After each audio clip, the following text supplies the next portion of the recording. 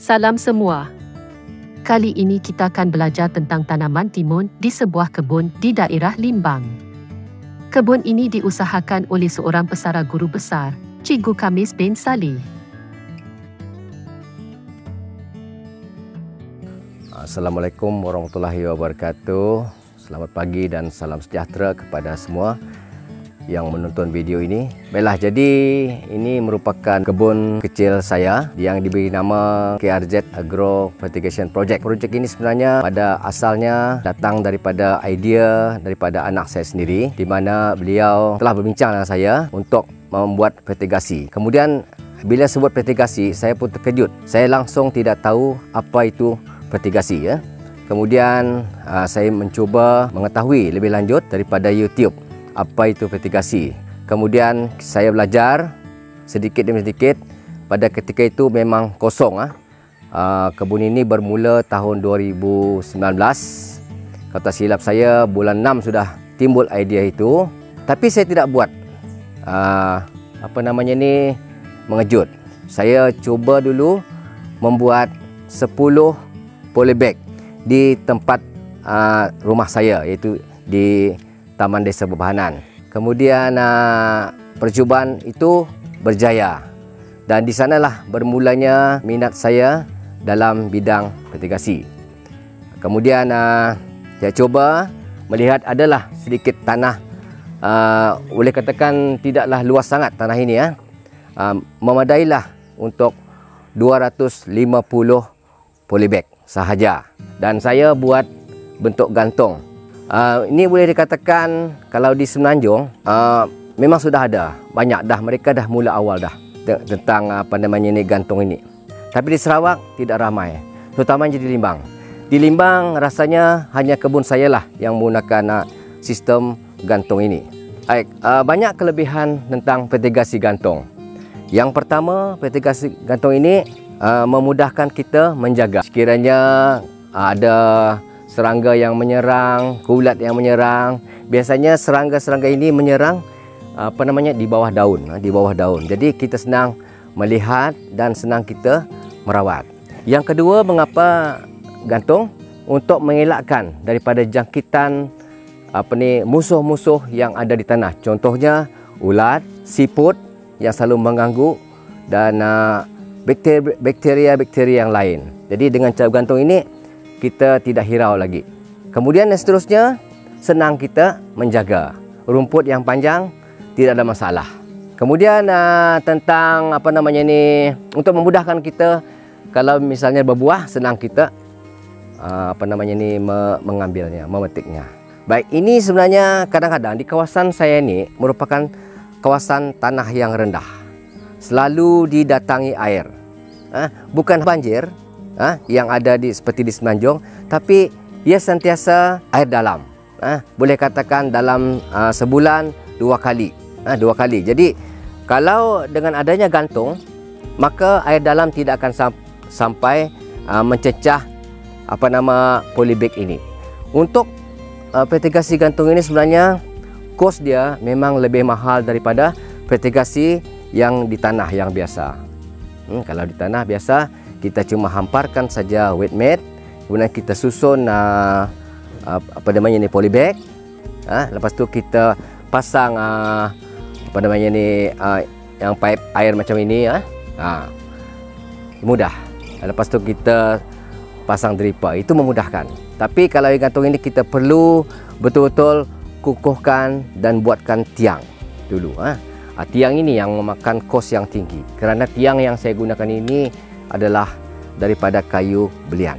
Baik, itu sebenarnya. Jadi kosnya tinggi dan memakan masa yang lama.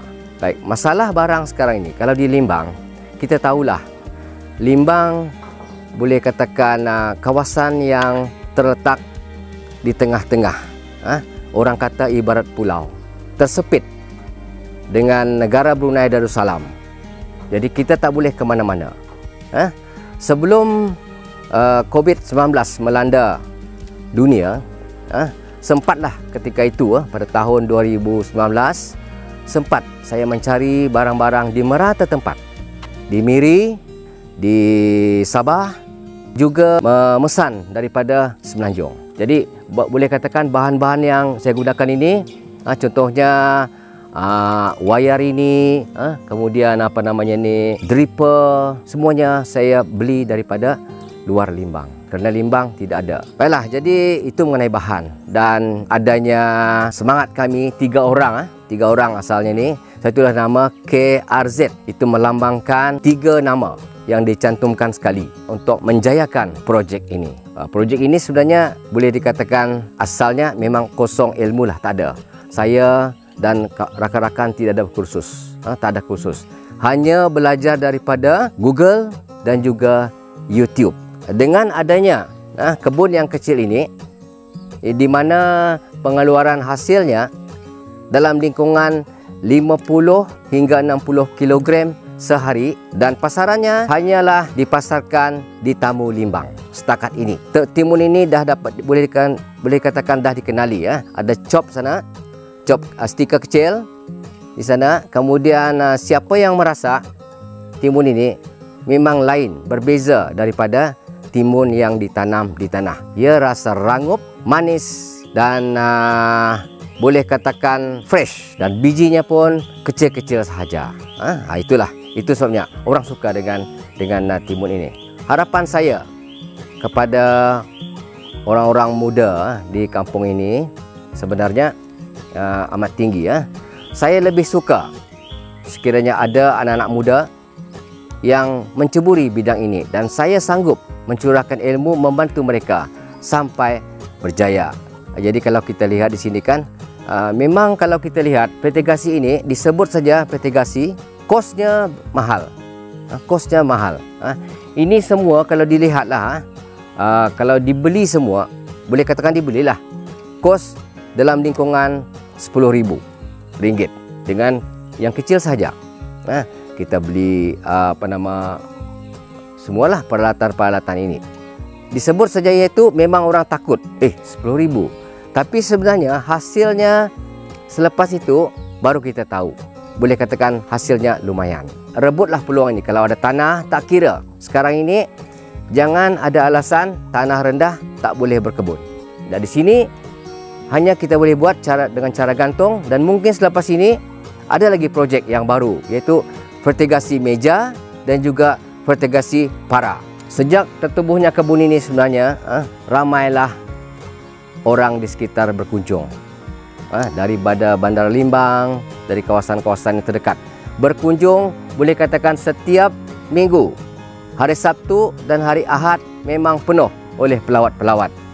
Mereka nak belajar. Jadi mereka nak tahu macam mana.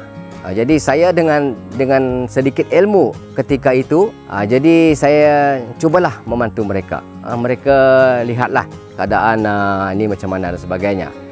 Saya benarkan mereka melawat. Tidak ada masalah. Bagi saya, lagi ramai yang melawat, lagi saya suka. Lagi ramai pelawat yang datang, lagi baik. Sebab kita nak berkongsi ilmu dengan mereka. Ilmu kita tak boleh biarkan disimpan saja.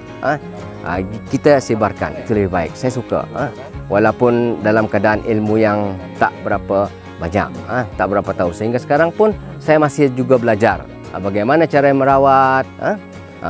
Saya cuma bertanya secara maya sahaja dengan rakan-rakan yang di Semenanjung. Kebanyakan ilmu-ilmu ini saya dapati daripada rakan-rakan di Semenanjung. Saya bagi soalan, mereka akan tolong bantu jawab. Yang sudah boleh katakan mereka sudah lama, berpuluh tahun sudah menceburi bidang vertigasi ini.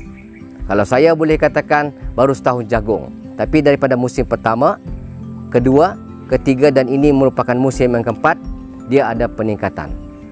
Boleh katakan ada sedikitlah bertambah-tambah ilmu itu. Saya juga kadang-kadang kan upload dalam Facebook untuk sharing dan sebagainya. Baik, sekali lagi saya nak maklumkanlah kepada anak-anak muda terutamanya, kalau nak menceburi bidang ini jangan takut. Karena ianya boleh dikatakan menguntungkan. Kita boleh buat bukan hanya timun, sebenarnya vertigasi ini bukan hanya timun. Takut nanti tersilap.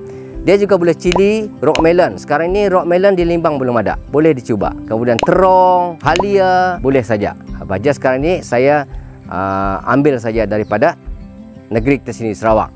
Dia itu dari Kuching. Jadi mereka gunakan, kalau Kalimbang tak boleh, susah nak menggunakan pengangkutan jalan darat melalui negara orang. Jadi kita boleh menggunakan kapal laut.